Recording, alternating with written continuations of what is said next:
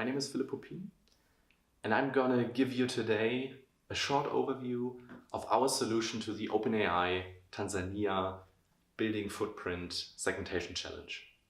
We are really sorry that we couldn't make it today, but my co-worker OpenDRI and I really enjoyed this competition. That was because we had several building classes to predict and not only one. And also the data and the quality of the annotations were really high. That was great. We both are from Vexcel Imaging in Graz in Austria, where we work on very similar problems of segmenting objects in aerial imagery.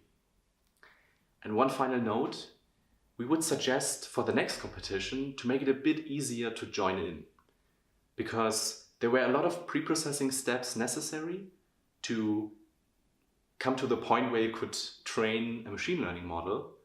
And we think not a lot of people had this experience.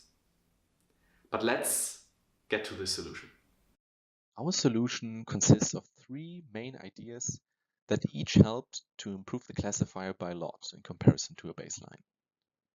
The first idea is to not only predict the building pixels, like we see here in the middle, but also to predict the border pixels separating the individual buildings.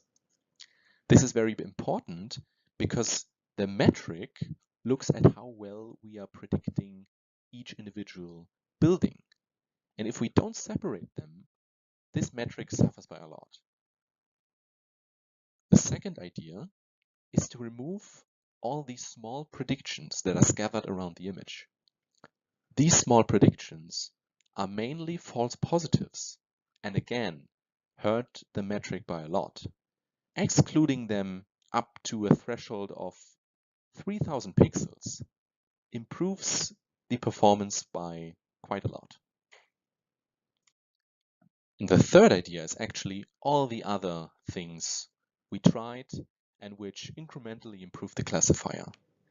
These included all the steps that you could deal with. So for example, the pre-processing of the data, how to show the model the data, how to augment the data for training, which models to use and how to combine different models, and how to predict for the end test images. That's it. Thank you again for this competition. And here we see some end results of our final classifier. I think the predictions look really usable and very well.